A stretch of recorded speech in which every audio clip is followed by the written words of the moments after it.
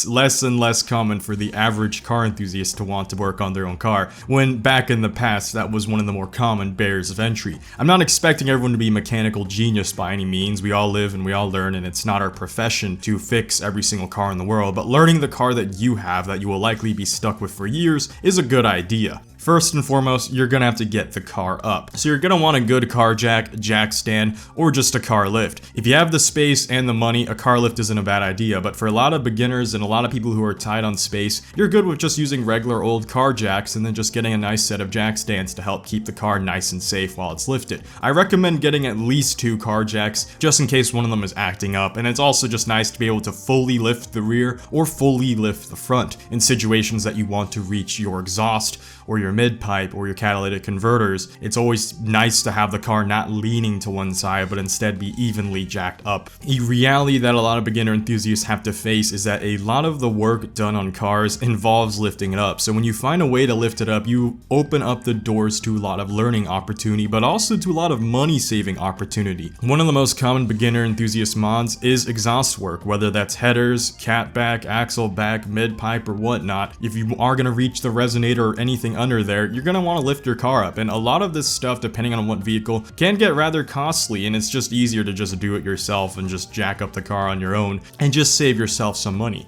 Now, the second barrier of entry that stops a lot of beginner enthusiasts is simply just removing their wheels. Knowing how to change a wheel used to be common sense. That was a very easy barrier of entry that every single car enthusiast was expected not only to know how to do, but has done and will do. You have to get used to removing wheels, and it really is not that hard. And in order to do it, you can just invest in a good impact driver or impact wrench, depending on which one you're comfortable with for torque specs. For a lot of American cars that usually have 100 foot-pounds to 120 foot-pounds to even 150 foot-pounds like Mustangs, an impact wrench is probably better for removing their wheels. Just be careful of wheel locks though. Usually those you don't want to run an impact on. You can crack it. I'm a dumb idiot who doesn't care because I've been cracking mine. It's so cracked but still works, so I'm just gonna keep doing it. But I've bought another one that I now never run an impact on. Now, the main purpose of removing your wheel usually has nothing to do with actually doing work on them, because most people usually can't change tires in their own home or lack the equipment to do so, and that's okay because I myself I used to have run flats, so like heck I'm just gonna randomly have run flat equipment in my home designed to remove 335. Screw that, that's too much money. The main reason though that you remove your wheels is actually to reach your suspension and your brake components. Brake pads are really expensive for a lot of sports cars, and the service that a lot of dealerships charge can be anywhere from 200, 400, even 600, even 700. I think for certain exotics it's like 1300 for a brake job that, I'm gonna be absolutely honest with you, takes like 30 minutes a wheel. So I remember one of the funniest Corvette forum threads I read was someone was like, oh, I'm too scared to change my brakes because it's a 650 horsepower car, and everyone immediately commented back saying, what does horsepower have to do with your brakes? Your engine and your brake are two entirely different assemblies on your vehicle that serve entirely different purposes. If a Prius had the same set of Brembos that my Corvette has, he has the same procedure that I have, so it's not a matter of horsepower, but that's what a lot of non-car people and shop babies are tricked into paying for. That's why exotic car dealerships would be like, they'll butter you up, like, ooh, you have a Lambo, ooh, you have a special procedure to remove your calipers and brake pads in your road, ooh, 1300. No, if you have a mass-produced set of brakes, usually in this day and age, Brembos, just look up an instruction guide on how to work on those said Brembos. I'll be honest with you, there are like 3 moving parts. You usually have a 13mm pin and then 2 punches that you could just take a hammer and guide a punch through, and then your caliper will split open, you can reach your brake pad, voila, that's all it takes. This also applies for lubing up your brakes, especially the hardware. So a lot of cars usually have squeaky hardware for the brakes. Again, you take your wheel off, pry open your calipers, and then you just lube up the hardware. For the love of God, do not lube up your brake pad. I've seen some stupid forum threads where people like, yeah, I put like some lube on my brake pad. Don't. And you lube the back of it that goes back towards into the caliper, not the part that faces your rotor. That part should not have any sort of lube. That one needs to make friction. As for your suspension, in my case, my Corvette is on leaf springs. Yeah, I know, it's a 60-year-old truck technology. A lot of people think C7s for some reason aren't on leaves anymore and on coils. C8s are finally on coils, but C7s, believe it or not, are still using, old 60-year-old truck technology. Now, if I ever need to reach my leaf springs for any reason, if I take my wheel off, boom, I can see my leaf springs, I can see my control arms, I can see my drop spindles, I can see the lowering bolts, all accessible to me. Doesn't mean I can turn it though, unfortunately, because my lowering bolts are seized, but it's nice to have all that accessible to you, so you can also adjust your own suspension, whether it's ride height or more importantly, if it's to fix or replace something. Again, a lot of places will charge a lot for this, for what I would consider a relatively easy job that you can learn. It just takes a lot of patience and a lot of confidence. The next tool I'd recommend for every beginner is a torque wrench. Since we've talked about removing your wheel, you're gonna have to know how to put it back on properly. Thankfully, we're not gonna spend much time here because a torque wrench is rather straightforward and simple. I'm just gonna show you how to use one. This part right here, you pull it up or you pull it down, depending on what torque wrench you have.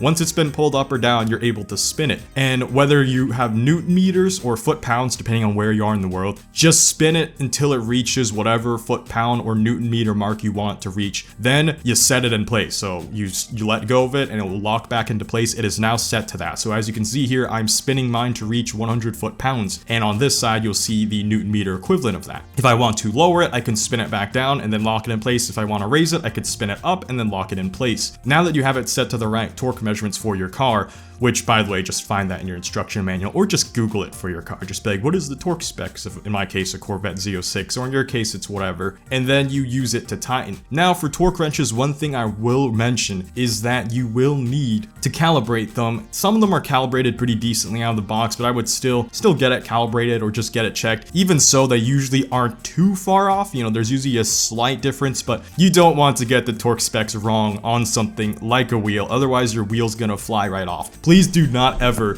just finger tighten lugs into your wheels. Now, aside from full-size torque wrenches, you also have compact torque wrenches. Now, a compact torque wrench is going to be useful for a lot of your engine components. So, for example, my supercharger intercooler right here that sits on top of my Root supercharger 1.7 Eaton system, it has a whole bunch of bolts that hold it in place. A lot of oil travels through this area. So if I don't torque it down correctly, I will spew oil to the rest of my engine bay. Again, this is not something you want to finger tighten, and a lot of people always have the misconception of finger tightening will work if you just keep going and going and going. In the same way, not tightening something down good enough is a bad idea. Tightening something too much is also a bad idea because that can result in cracking, whether it's fiberglass or even metal in this case. And you really do not want to be cracking gaskets because that's going to cause leaking and a lot of other issues. It's your engine bay. That's not something you should mess around with. Same thing for my cold air intake or even my heat extractor. These all have specific torque specs. You don't want to get any of that wrong. And like I said, it's okay to be within the noise, so just get your tool calibrated if it's good enough. I'm just a firm believer that any kind of torque wrench, even one that's like a few percentage off, is still a much better idea than just finger tightening it, letting fate decide what will happen afterwards, because I've seen cold air intakes that start to get too loose where you wouldn't be able to visually tell, but it would start to over time develop a gap where water would slip in, and you don't want your intake taking in water, so you want to make sure everything's torqued down properly. So you're gonna see a common theme in this video is we're gonna talk about how to do something, and then another tool leads into doing something, and this is probably why working on cars seems so intimidating to beginners, because it just seems like once you buy one tool, you have to buy a whole bunch of other tools to work with them, and I'm gonna be honest with you, that's absolutely how it is, but I think every car enthusiast should strive to just have a good set of tools, even if it means spending $500 or even up to $1,000, because this will save you a ton of money in the long run. So a ratchet. The torque wrench puts things together. The ratchet, that takes things apart. I'm gonna be honest with you, you can literally take apart almost all of your car with just a ratchet. As long as you've got the right socket kit and the correct adapters, you can take off your bumpers, your diffusers, your ground effects, even engine components, and basically you can strip your car down to its chassis with just a ratchet. And if there's anything you need to reach that's behind the panels, for example in the Corvettes, the taillights are actually embedded into the rear bumper. I have to remove the rear bumper, boom, get a ratchet out, 10mm, few 7mm here, out it goes, there we go. A ratchet is easily one of the cheapest tools, and I would just recommend you have one, period. Even if you're not super into being a car guy, if you just started being a car enthusiast, even before I was into cars, I always just had a ratchet because you use it for a lot of other things in life too. And just a nice toolkit and a nice set of adapters and accessories that comes with it. For anything under $100, ratchet included and a toolkit, you'll have a fantastic starting kit that will last your first 10 years as a car enthusiast, and like I said, just other things you need to use it for. So this is definitely literally the tool on the list I would say don't skip out on, because you would be surprised by how much stuff on your car can be turned and tightened with the ratchet. So if you don't even have a torque wrench, a ratchet is still better than finger tightening, so that's still something that I would recommend it for the people who don't want to spend the extra 100 bucks on a torque wrench. It's a very simple tool to use, righty tighty, lefty loosey, and you have this little switch here to help you just set it to whichever setting. That's all there is to it. Every car enthusiast needs this, period. Now, the final tool we'll talk about in this video for beginner enthusiasts is a multi-bit screwdriver. So, screwdrivers are used a lot on cars. Now, the problem with buying sets of screwdrivers is that you're gonna just have too many screwdrivers laying around your house, and inevitably you're gonna lose or misplace them, or just it's gonna be too difficult to store them. A smarter idea is to just buy a multi-bit screwdriver that has a changeable bit head, so you can just swap out the bit and the top. Now, this is gonna be useful if you encounter things like Torx, Hex, Phillips, or whatever. A lot of cars usually do not have one screw that's used throughout the whole vehicle, or one bolt that's used throughout the whole vehicle. A good example of this is, look at the spoiler here on my Z06. It uses a T25 and a T27. If I'm correct, it also uses a T15 on certain parts. Why? It's one piece that has 3 different Torx bits. So would it be a smart idea to buy a T15, a T25, and a T27 just for my spoiler? Or would it just be a better idea to just buy a screwdriver that has an exchangeable head? You know what the answer to that already is. Again, this is something I would put in the same category as a ratchet, because in the same way the ratchet is usually used for bolts and sockets, you're going to want to use the multi-bit screwdriver on every single screw you see, whether it's a Torx, head, or Phillips, and so on and so forth. And this is actually really cheap. You can get a really cheap multi-bit screwdriver that will be much cheaper than buying a separate screwdriver kit. So if you buy like a screwdriver kit for every single different Torx bolt you encounter, you're gonna have like 15 different screwdrivers by the time you have all of them that you need for your car, and that's gonna be way too much money wasted when you could just buy one, and then just buy a kit with all the bits that you can just store. Make sure you don't lose those bits though. Oh god, please don't lose. They're really tiny. If they fall in your engine bay, I'm so sorry. It's now lost to the void. I guess in my case it isn't, because with pushrod engines, they don't take much of the engine bay, but my Corvette has so much room in the engine bay, if I drop something in it, it actually does fall all the way to the floor still, and I can find it. A lot of modern cars, you drop something in it, it ate it. It's gone. You're not seeing it anytime soon, and that's just another reality. So you might want to buy some extra bits for your multi-bit screwdriver that you're inevitably going to lose. But this is something that you can get a full set and kit anywhere from $20 to even $50. Really cheap. Highly recommend. You're gonna use it for everything, even aside from, again, this is one of those things that will be useful even aside from cars, because you use screwdrivers for everyday life. Anyways, that's going to be it for this video. If you learned something new or you enjoy car content, make sure to subscribe and make sure to like this video to help boost it in the algorithm. If you haven't checked out my vlogs, make sure to check them out. I've added some performance mods to my Corvette, more planned. I'm currently working on my fitment still. We'll unveil that when we get that fixed. Until then though, see you guys next time. Blade Angel out.